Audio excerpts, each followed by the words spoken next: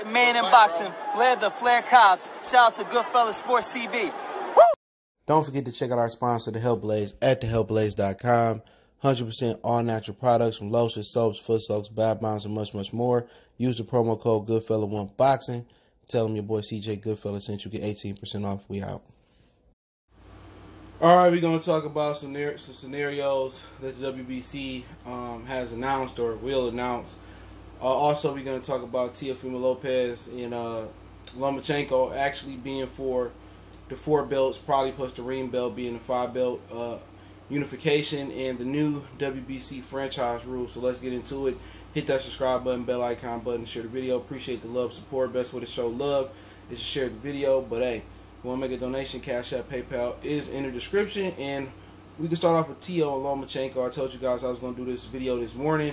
We talked about it last night on the live. But if you didn't hear it in its entirety, the WBC is saying that you can win or lose the franchise title only for Undisputed class. So now basically Teofimo Lopez can win the WBC franchise title. Before, Loma couldn't lose it, Canelo couldn't lose it. Only time you can win it or they can lose it now, according to the WBC, is if they are in the Undisputed class and then you can win it, they can lose it. So that's the only way the WBC franchise title can be transferred. So so now it's officially for Undisputed, Loma and Teofimo Lopez.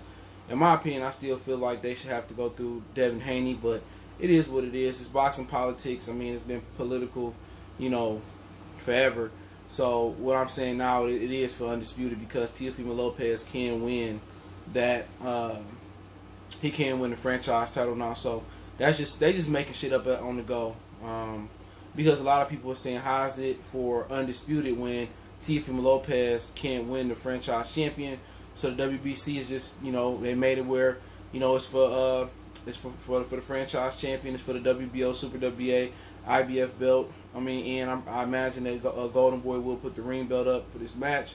So I think it's the most anticipated hardcore boxing fan fight this year. I think I'm really anticipating it. They're saying that they're gonna probably do about 2,000 fans and give them dinner. So it might be in a ballroom, social distancing type of situation where people be eating dinner and watching the fight. So, I mean, you know, to be honest about the WBC, just let you know, man, they ran like a mom and pop shop. Everything with the sanctioned belt bodies is financial. You know, it's about who paying for rankings. And, you know, boxing is very corrupt still. You know, you think you get past the mobster days and, you know, the fighters taking a dive, but it's just different. It's more prevalent now because the sanctioned belt bodies have no integrity. The IBF got sued for, you know, selling #1 rankings.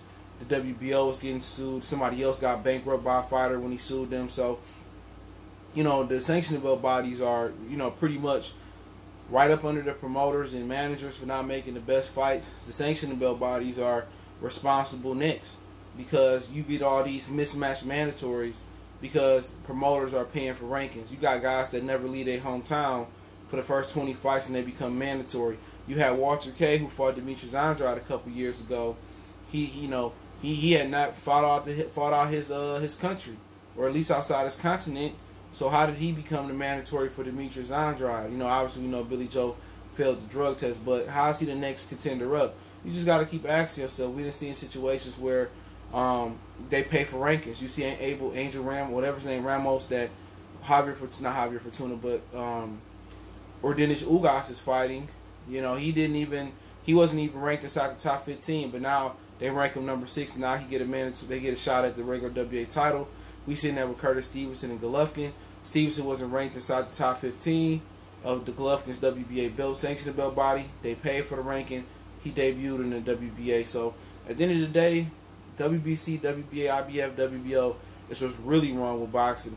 If they mandated the fights they were supposed to mandate, if they had some type of structure for you to become the mandatory, we had to fight at least one guy at the top 15, one guy at the top 5, and maybe 2 top 5 or 1 top 5 guy inside the sanctioned belt body. I think you'll see a lot better mandatories, but they're not in the business of delivering the good mandatories. They order great title eliminators. The politics of boxing, guys pull out. You know, you got guys passing up #1 rankings and mandatories to go, you know, fight, you know, tune up. So at the end of the day, it's still not the biggest problem. It's still not the root problem. The root problem is still the promoters and managers, and they're the ones that's paying the sanctioned belt bodies this extra money, you know, to rank these dudes in the position that they want them to be in, you know. So, but right now, Lopez and Teofimo Lopez and Vasily Lomachenko is now undisputed thanks to the WBC. They are now saying you only can win as a op or as a champion. You only can lose the WBC franchise title now if you are fighting for undisputed. So, I mean, that's unique. I mean, we know they made it up on the fly. A lot of fight fans were going to say they wasn't undisputed. They wasn't undisputed because they didn't do this, that, and the third. Or they didn't fight Devin Haney. Now they cut him out the legs, and he just not needed to be undisputed at all right now. So it's gonna be a hot one today. So that is what it is. Now I kind of get some bonus talk right here before we talk about Devin Haney's next 2 fights and what's going on with him. I kind of explained this yesterday too, but everybody didn't see the live in its entirety. But also, Chris Minix reported that Teofimo Lopez called out Tank. See, Teofimo Lopez, if he win or lose, he's supposed to be moving up to 40. Lomachenko win or lose, he's supposed to move back down to 30. They're probably going to try to do him, Burchett, Nervedes, and I heard eventually the Inuyua cat. But Lomachenko said he will stay and defend undisputed if he can fight Tank. So the winner of Loma Teo are willing to stay at 35 for one more fight, unless they do a rematch or something like that. They're willing to stay there for one more fight to fight Tank. So we know Tank not gonna take it. I mean, it's just crazy because we all know Tank is a ticking time bomb. He gonna self-destruct. So if PBC really want to cash in or cash out on him, why not put him in a situation where Tank and Teo or Tank and Loma can fight? It's a big fight. I know they planning on doing Tank and Ryan next. I'm gonna explain that in a minute. But why not do Tank and Teo or Loma for undisputed? He may never get that opportunity again. If you really believe Tank about that life and Tank believe he about that life, why not? If he used to beat up Teofimo Lopez even at 15 or 16, and he still believe he can beat Teofimo Lopez, let's see it. That would be one of the biggest fights in lightweight history, in my opinion. So I just don't see why Tank wouldn't do it, but I do understand it's the same people, same guy running from Gary Russell. You got the promoter calling fighters like Gary Russell, Mayweather, telling him to stop picking on Tank and stuff of that nature. So, like I said before, he fight Leo Santa Cruz. What better way to transition from that pay-per-view? I think Loma Teo, they might try to do it on pay-per-view. I'm not sure. What better way than transition to a huge fight with Loma Teofimo Lopez? It makes too much sense not to do it. But if he do fight Ryan, they probably more confident they could beat Ryan. But let's get into the Ryan Garcia talk. Now, Devin Haney asked for a voluntary defense because he didn't want to fight his mandatory. When his mandatory couldn't be, I guess, Luke Campbell, he asked for a voluntary. So after all that, my shoulder healed. I'll fight Javier Fortuna. I'll fight Luke Campbell. It boiled down to he wasn't willing to fight Javier Fortuna to be real. So when he couldn't get Luke Campbell and Luke got ordered to fight Ryan, Devin was forced to take his voluntary. So the WBC was not going to let Luke Campbell get another title shot after losing. He had to earn it. And I guess what Eddie and them thought, and Devin thought, was Ryan was going to pull out and he was going to be able to fight Luke Campbell. So Devin's supposed to be hanging around, if Mayweather correct, at 35 for 1 or 2 more fights. So he'll be probably fighting Gamboa next. I heard that they supposed to be fighting, I think they said September. Y'all seen the video. I can't remember. If you ain't see the video, go look it up. I just put Goodfellas Sports TV and Devin and Gamboa in there with that, and it should pop up in the search bar. So Devin is going to have a voluntary with Gamboa, look like. I know they still was working on money and all that and venue and shit.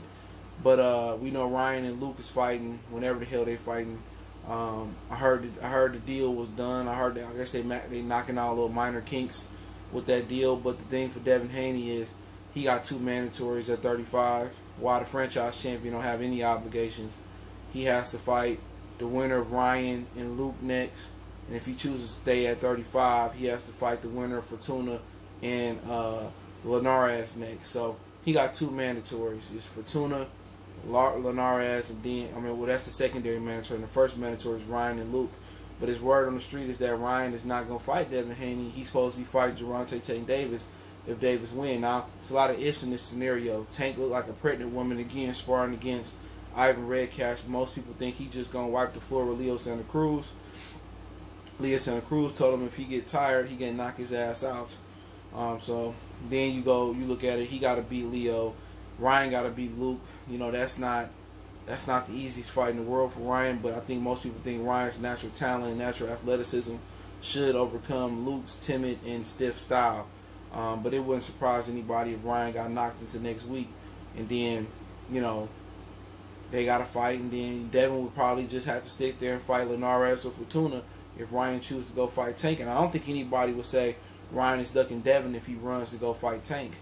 I still think that's a fight that make more money. And Ryan had a better win than Tank on his resume if you get past Luke Campbell.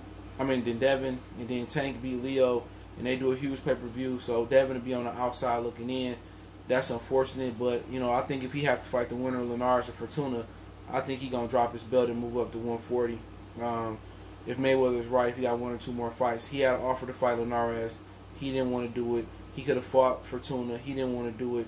So if Ryan win versus Luke, and Ryan go on to do something else, possibly fight Tank or don't fight Devin, and then, you know, you turn around and then you know he got to fight Fortuna Linares, I think he's going to vacate and move up.